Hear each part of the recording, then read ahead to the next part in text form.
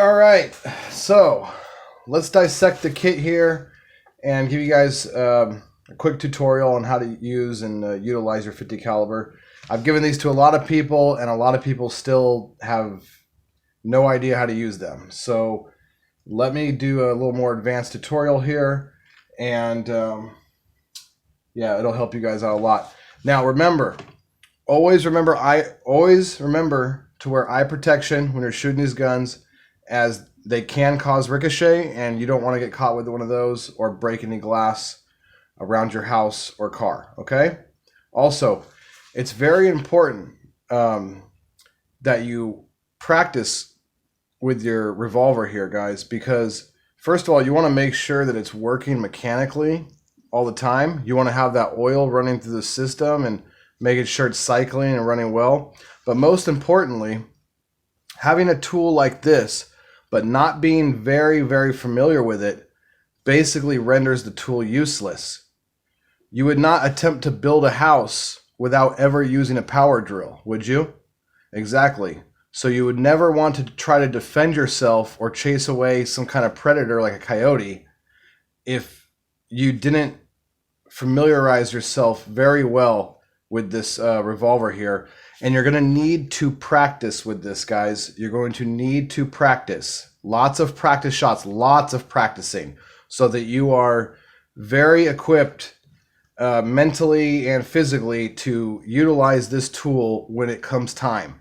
Because when it comes time, you're going to have a few moments to get this thing out of the package, up and ready to be shot. Okay? And you don't want to be fumbling around with this thing, not knowing how to use it correctly when the time comes. Okay? So, everyone will receive a version of this kit. Okay? Most of you will get this flashlight or a version of this flashlight. These are rechargeable. The back screws off, or there'll be a little nipple here that you can pull out and it will be chargeable. Most of them will be this model where you can unscrew them. These are waterproof, and you can charge it from the back. And then with the handle here, this kit is $450.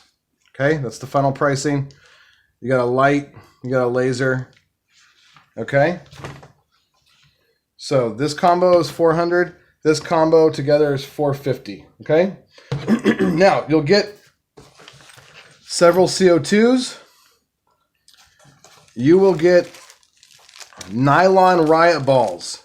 Yes, you can defend yourself with these. You can shoot at coyotes with these and whatnot, but they're really, really good for training, okay? And you can use these over and over again so that you don't have to buy new ammo. And the way you use these, you get a big cardboard box and you fill it with like blankets or towels, and you can shoot at it and practice. You're going to want to practice your aim. You're going to want to be able to hit something if time comes, okay? These guns are the most effective at like 10 feet. Now, you could definitely shoot up to 25, 30 feet effectively if you can actually hit something. I can hit something, but I practice a lot with these guns. I could hit things at 100 feet, but that's, again, because I utilize the tool the way it's meant to be, and I practice with it. It's tuned up. It's working well, okay? Now, some of your kits will have oil and some of your kits will not. I need to order some more, so if you don't have any, I will get it to you. If you want to remind me that you don't have any, most of you have it, some of you don't. But even a small thing like this costs $35 or something online. So I do buy the bigger ones, and I give you guys a little container of them. And a little bit of this oil goes a very long way. So let me show you how to use the oil, okay? So every kit will have the tool here, okay? You flip the gun upside down. The tool goes here, the bottom of the handle here, okay? You're going to want to spin that counterclockwise, all right? Now, if you look down in there, this is very important.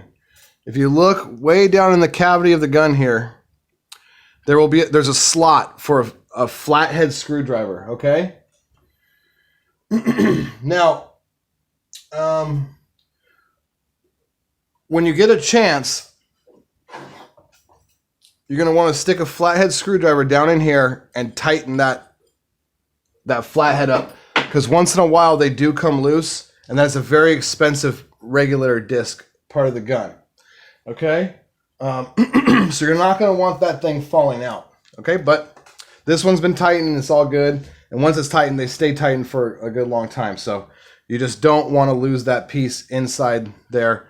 You want to tighten that up with a flathead. Now, the CO2 goes in butt first here. Okay, see that?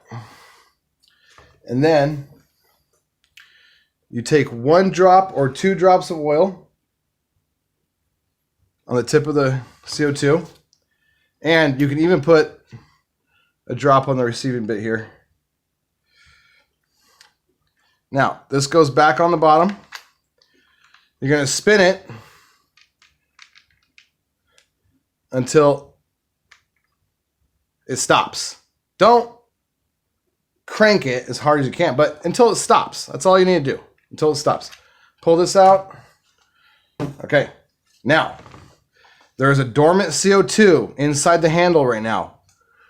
When you want to fire the gun, you take the gun in your hand as if you're going to fire it, and this is a button. This is how you engage the CO2. So you're going to want to smack it with your palm.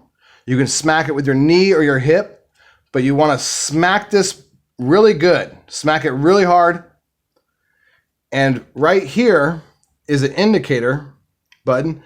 This button here will pop up and it'll be showing red, okay?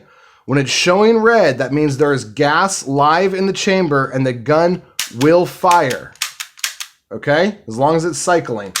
Make sure it's cycling, which these are tuned up, so they always do. Now, these heavily modified revolvers will shoot 2 full magazines. They'll actually shoot about 14 shots, but you can guarantee 12 full power shots. Once you've shot 2 full magazines and maybe 2 more shots, what you're going to want to do is you're going to want to dry fire the gun. So point it towards the ground and dry fire it. Dry fire it until it cannot fire anymore. Okay, that's the end of the CO2.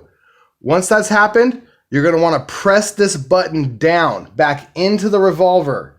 It's a release valve. This releases the rest of the gas. So you're going to want to push it down. You'll hear it hiss, and then it will be safe to remove the CO2. Okay? Then you unscrew it and you replace it with a new one. Now, once you've punctured a CO2, you're going to want to use the entire CO2 up for that shooting session. Once that session's done, you're going to want to remove the empty CO2 and put a fresh one in there, because you're going to want to have this gun ready to go when you want to smack the bottom and get it prepared for firing in case you needed to confront an assailant, protect yourself, your home, your car against whatever, your animals, whatever you need to fire at, it'll be ready to go. So you're going to want a fresh CO2 lying dormant in here. Now, to change the clips, right here is a slide bar. You slide left and up, and it'll stick in that position. Then you can come from the back side here, and you can push the clip out. Okay, it only comes out from the left side. You pull it out, okay? Back side goes to the back. The tip faces outward. Slide that in there. Press this tab down, and it will engage in place. Then make sure it's cycling. It's cycling, which means it's locked in. That's how you officially change the clips there, okay?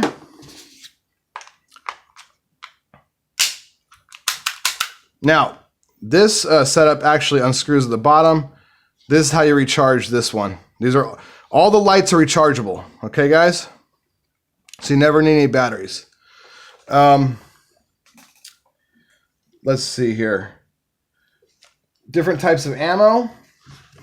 Well, these big steel tips are usually the best for self-defense. You're going to want to use these for your car or your house. These plastic or nylon riot balls are good for coyotes. are good for long distance. You can reach out and touch something. These are good for personal defense. These are my jagged, dipped ceramic riot balls. And then we have the ceramic tipped riot slug, or ceramic tipped slugs. Okay? And these are good for, all three of these are really good for self-defense. And then these are more good for a deterrent. Okay? So, you know, guys, I put a lot of work into these guns. I do a lot of extra little tune-ups. I've had some people reach out to me and try to get like work done basically for free, or they want these guns for less than I paid for them. That's ridiculous, guys. My service costs a lot of money because I put a lot of work into them, and I've got a lot of knowledge, and I'll always help people fix their guns or tune them up. I'll never turn anybody down. I'll always be helpful. But these mods are expensive. My time is expensive. This thing here, in the kit, there will be two types of clips here, okay? Some have been modified and some have not. The modified clips are these ones. They're more bored out. So you can fit larger projectiles in these. And you can find these indicated with some kind of white marking. White or silver marking on the clip here. These are the larger ones. These will fit the larger slugs, and they'll fit the nylon riot balls very comfortably, okay? These ones that have no markings are they're unbored out. They're not bored out. So they'll fit the smaller types of ammo, usually like some of these Devastators and other steel-tipped ammo. But you got to try and see which ones fit. That's why I already have these preloaded. Like these steel-tipped ammos fit in the bored-out ones, which you can see the indicator, and these steel-tipped ammos fit in not. So some ammo is smaller and some ammo is bigger. That's why you get two different types of clips. And when you load these things, you always load the clips. That's the back.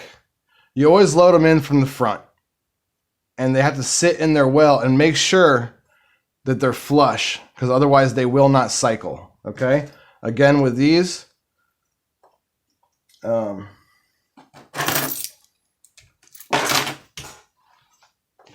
I load these in from the front as well.